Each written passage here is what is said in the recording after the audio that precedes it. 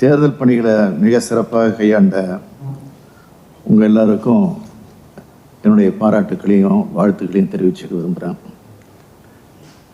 மிக கடுமையான இந்த கோடை காலத்தில் குடிநீர் பிரச்சனை, மின்வெட்டு ஆகியவை ஏற்படாமல் கவனமாக கையாண்ட உங்களுக்கு முதல்ல என்னுடைய நன்றியை தெரிவிச்சுக்கிறேன்.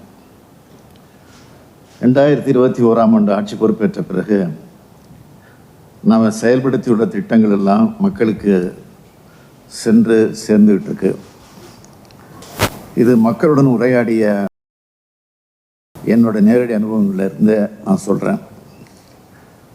நம்ம அரசு கொண்டு வரும் திட்டங்கள், அந்த திட்டங்களை கடைகோடி மனிதர்களும் கொண்டு போய் சேர்த்ததில் பெரும் பங்கு அரசு அதிகாரிகளுக்கும் அலுவலர்களுக்கும் உண்டு.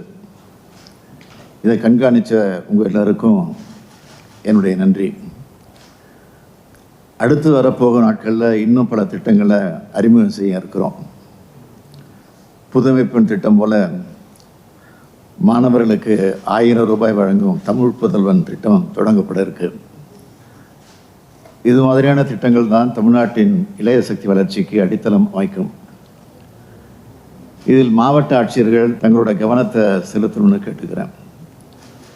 அடுத்த 2 ஆண்டுகள் தமிழ்நாட்டின் வளர்ச்சிக்கு மேம்பாட்டிற்கும் மிக முக்கியமான ஆண்டுகள். புதிய உத்வேகத்துடன் மக்கள் நல பணிகளை சிறப்பாக செய்ய வேண்டிய கடமை நமக்கு இருக்கு. ஒரு சிறந்த நல்லாட்சியை வழங்க சட்டம் ஒழுங்கு பராமரிப்பு, சிறந்த சமூக நலத்திட்டங்களை செயல்படுத்துதல், கட்டமைப்பு வசதிகளை மேம்படுத்தி வேலைவாய்ப்புகளை உருவாக்குதல், பொதுமக்களுக்கு தங்கு தடையின்றி எளிதாக அரசு சேவைகள் கிடைப்பதை உறுதி செய்தல் ஆகிய 4 குறிக்கோள்களில் நாம் கவனம் செலுத்த வேண்டியது மிக மிக அவசியம். இவைதான் நல்லாட்சியின் இலக்கணங்கள். அத்தகைய நல்லாட்சியைத்தான் நாம் வழங்கி வரோம். ஏராளமான திட்டங்களை நிறைவேற்றி வரோம். புதிய புதிய தொழிற்சாலைகள் தமிழ்நாட்டை நோக்கி வந்துகிட்டு இருக்கு. இது நம்ம அரசுன்னு மக்களை நினைக்க வச்சுருக்கோம். இவை அனைத்தும் தொய்வில்லாமல் வரும் ஆண்டுகளில் தொடரணும். அதற்கு அடிப்படையாக நீங்கள் முழு கவனம் செலுத்த வேண்டியவற்றை எடுத்து சொல்ல வேண்டிய கடமை எனக்கு உண்டு. மக்களுடன் முதலமைச்சர் திட்டம் வரும் ஜூலை திங்கள் 15ஆம் நாள் முதல் செப்டம்பர் திங்கள் 15ஆம் நாள் வரை ஊரக பகுதிகளில் செயல்படுத்த முடிவெடுக்கப்பட்டிருக்கு. உங்களை தேடி உங்கள் ஊரில் மற்றும் நீங்கள் நலமா போன்ற திட்டங்களும் செயல்படுத்தப்பட உள்ளது. வருவாய்த்துறையில் பட்டா மாறுதல் சான்றிதழ்கள் பெறுவதில் பொதுமக்கள் அடையக்கூடிய சிரமங்கள் உள்ளிட்ட பிரச்சனைகள் அரசின் கவனத்திற்கு வந்திருக்கு. மாவட்ட ஆட்சியர்கள் அனைவரும் இதில் தனி கவனம் செலுத்தணும்னு கேட்டுக்கிறேன். கலைஞர் கனவு இல்லம் திட்டத்துக்கும் 2 லட்சம் தொகுப்பு வீடுகளை புனரமைக்கும் திட்டத்துக்கும் நீங்கள் தனி கவனம் செலுத்தி பணிகளை துரிதமாக முடிக்கணும்னு உங்களை நான் கேட்டுக்கிறேன்.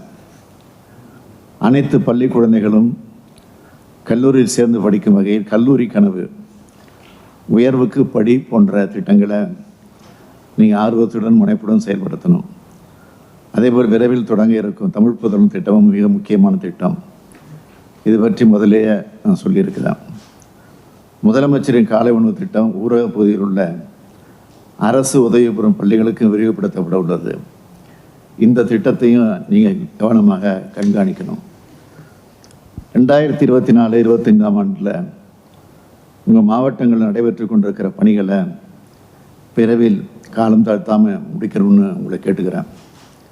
ஏன்னா தென்மேற்கு பருவமழை, வடகிழக்கு பருவமழை காலங்களில் ஏற்படுற இயற்கை இடர்பாடுகளின் காரணமாக பணிகள் தாமதப்படக்கூடும். எனவே கிடைச்சிருக்கக்கூடிய குறுகிய காலத்திற்குள்ள சரியாக திட்டமிட்டு மாவட்டங்களில் திட்டப்பணிகளை நல்ல தரத்துடன் விரைவாக முடிக்கணும்னு உங்கள் எல்லோரையும் கேட்டுக்கிறேன். இன்னொரு மிக முக்கியமான ஒரு கடமையும் உங்களுக்கு இருக்குது. தமிழ்நாட்டில் போதைப் பொருட்கள் நடமாட்டத்தை பெருமளவு நாம் கட்டுப்படுத்தி இருக்கோம். ஆனால் இது போதாது. போதைப்பொருள் நடமாட்டம் என்பது சட்டம் ஒழுங்கு பிரச்சனை மட்டும் இல்லை, சமூக ஒழுங்கு பிரச்சனை. எனவே தமிழ்நாட்டில் போதைப் பொருட்கள் நடமாட்டத்தை முற்றிலும் ஒழிக்கணும். இதற்காக பெரும் இயக்கத்தை நாம் தொடங்க இருக்கிறோம். மாவட்ட ஆட்சியர்கள் காவல்துறை கண்காணிப்பாளர்கள், மக்கள் நல்வாழ்வுத்துறை மற்றும் நகராட்சித்துறை அலுவலர்களை ஒருங்கிணைச்சு போதைப் பொருட்கள் பயன்பாட்டை உங்கள் மாவட்டத்தில் முற்றிலுமாக ஒழிக்க எல்லா நடவடிக்கைகளையும் எடுக்கணும். போதைப்பொருள் நடமாட்டம் இருக்குன்னு கண்டறியப்படுகிற பகுதிகளில் தனி கவனம், தீவிர கவனம் செலுத்தி ஆகணும். போதைப் பொருட்கள் நடமாட்டம் அறவே இல்லை, முற்றுப்புள்ளி வைத்து விட்ட வேண்டிய நிலையை நீங்கள் உருவாக்கணும். இன்றைய கூட்டத்தில் பல்வேறு முக்கிய திட்டங்களை பற்றி தலைமைச் செயலாளர் அவர்கள் அறிவுரை வழங்க இருக்காரு. தலைமைச் செயலாளர் வழங்க அறிவுரை அடிப்படையில் உங்கள் பணிகளை சிறப்பாக ஆற்றணும் என்று, மக்களின் பிரச்சனைகள் உடனுக்குடன் தீர்க்கணும் என்று உங்களை நான் அன்புடன் கேட்டுக்கிறேன். நன்றி, வணக்கம்.